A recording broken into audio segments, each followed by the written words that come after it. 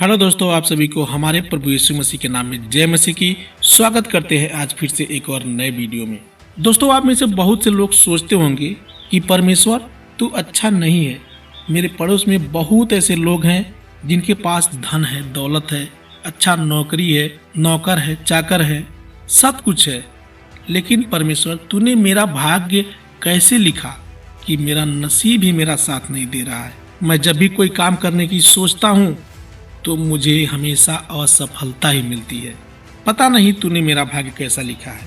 इस तरीके से हर एक इंसान परमेश्वर को कोसता है कि परमेश्वर तू अच्छा नहीं है। सभी लोग इस दुनिया में अच्छा किस्मत लेकर आते हैं, लेकिन मेरा भाग्य तूने ऐसा क्यों लिखा कि मेरे बच्चे भूखे मर रहे हैं।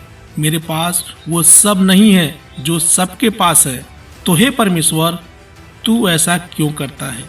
तो दोस्तों, आप में से बहुत से लोगों का ये सवाल हो सकता है कि परमेश्वर, यदि तू सच्चा है, तूने हमें इस दुनिया में जन्म दिया है, तो हमारा भाग्य क्यों नहीं सुधार देता। तो दोस्तों, आज हम इसी के बारे में बात करेंगे बाइबल से।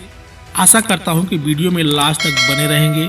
यदि आप इस चैनल को सब्सक्राइब नहीं किए हैं तो सब्सक्राइब कर लें और बेल आइकन की घंटी को जरूर प्रेस कर लें। मेरे प्रियो, आप किस्मत यानी भाग्य के बारे में जरूर सुने होंगे। बहुत से लोग नसीब भी कहते हैं इसे। यदि आप बाइबल पर विश्वास नहीं करते हैं तो सांसारिक नियम के अनुसार किस्मत यानी भाग्य को कोई नहीं बदल सकता है। उसके भाग्य में जो लिखा है वही होकर रहेगा। आपने ये कहावत जरूर सुनी होगी, मुद्दई लाख बुरा चाहे तो क्या होता है, वही होता है जो मंजूरे खुदा होता है। इस बात को आप सच साबित कैसे करेंगे। अभी मेरे पड़ोस में एक लड़का था और वो अपने बाइक से कहीं जा रहा था और रास्ते में उसका अचानक एक्सीडेंट हो गया और वो मर गया। अब उसके बीवी बच्चे रोड पर आ गए। उसके अंधे माता पिता दर दर ठोकरें खाने लगे। वैसे ही एक लड़की अपने स्कूल से घर आ रही थी। रास्ते में कुछ गुंडे उसका किडनैप कर लेते हैं और एक सुनसान जगह पर ले जाकर उसका बलात्कार कर देते हैं। अब उस लड़की के माथे पर जीवन भर बलात्कार का मुहर लग गया। अब उसके साथ कौन शादी करेगा, कौन उसका देखभाल करेगा। अभी हाल ही में मध्य प्रदेश से एक खबर आई है कि मिल की दीवार ढहने से 7 मजदूरों की मौत हो गई। आप देखते होंगे कि बहुत सारे एरोप्लेन क्रैश हो जाते हैं और सैकड़ों लोग मर जाते हैं। बहुत सारे ट्रेन एक दूसरे से लड़ जाते हैं और उसमें भी सैकड़ों लोग मर जाते हैं। तो कहने का मतलब यह है कि क्या परमेश्वर ने इन सब का भाग्य ऐसे ही लिखा था कि इस बच्ची का किडनैप हो जाएगा और इसका बलात्कार हो जाएगा, यह आदमी हवाई जहाज में मर जाएगा और उसके परिवार वाले बिखर जाएंगे। क्या परमेश्वर ये सब होने देता है? इन सारे प्रश्नों का उत्तर कौन दे सकता है?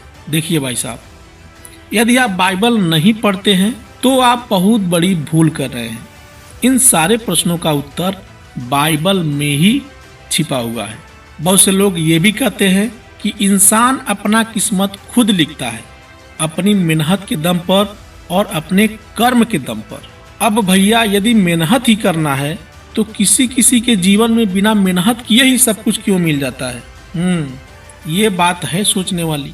देखिए, हमारा परमेश्वर न्यायी परमेश्वर है।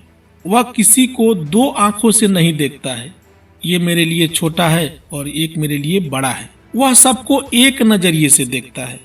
अगर वह किसी को छोटा या बड़ा समझता तो उसमें न्याय नहीं होता, उसको लोग अन्यायी कहते। इसलिए हमारा परमेश्वर सबको समान रूप से प्रेम करता है और सबको बराबर का अधिकार है उसको मानने का और उसके बारे में जानने का। मेरे प्रियो, मैं आपको बता दूं कि बाइबल किसी भी भाग्य या किस्मत को नहीं मानता है। यदि बाइबल भाग्य या किस्मत को मानता तो प्रभु यीशु के चेले पौलुस, पतरस, यूहन्ना जीवन भर दर दर भटकते रहे। उन्हें दर्दनाक मौत दिया गया।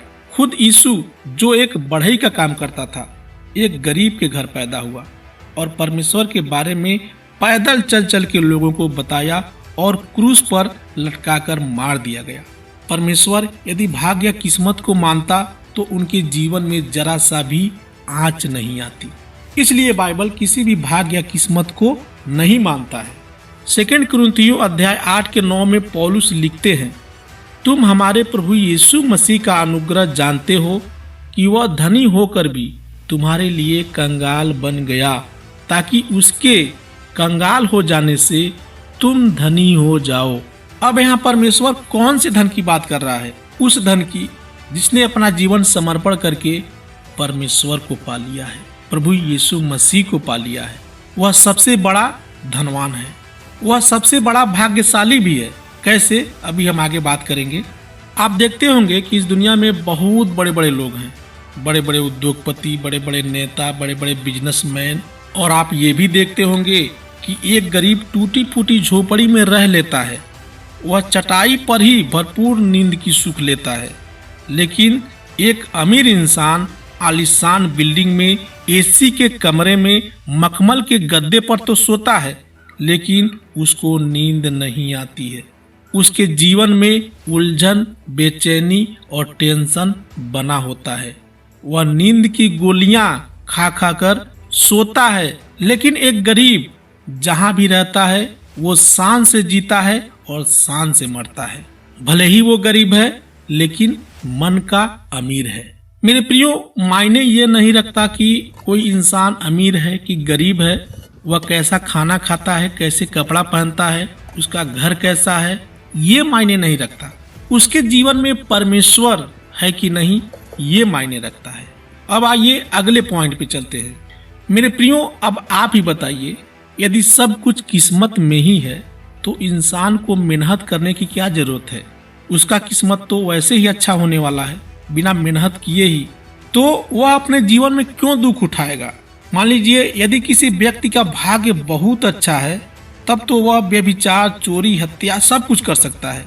कौन है उसको रोकने वाला और टोकने वाला?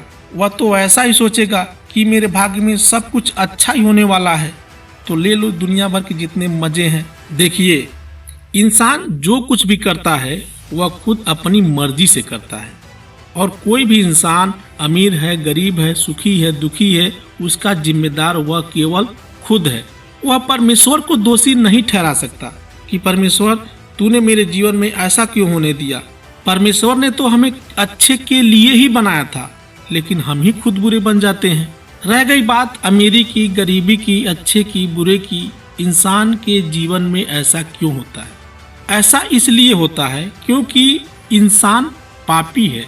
आदम और हव्वा ने पाप किया और वह पाप सभी लोगों के अंदर फैलता गया, और उसी पाप की वजह से इंसान के जीवन में इतनी सारी बुराइयां हैं। परमेश्वर ने किसी भी व्यक्ति को तड़प तड़प के मरने के लिए नहीं बनाया था, वह तो हमें अनंत काल के लिए बनाया था। लेकिन इंसान पाप करता है और उस पाप की वजह से हमारे अंदर इतनी सारी बुराइयां हैं। रोमियो अध्याय 5 के 19 में पौलुस लिखते हैं, क्योंकि जैसा एक मनुष्य की आज्ञा न मानने से बहुत लोग पापी ठहरे, वैसे ही एक मनुष्य के आज्ञा मानने से बहुत से लोग धर्मी ठहरेंगे। तो कौन है वो? हमारा प्रभु यीशु मसीह। आदम और हव्वा ने पाप किया और हम सभी पापी हो गए। इसलिए जो कोई भी इंसान प्रभु यीशु मसीह पर विश्वास करता है वह धर्मी बन जाता है।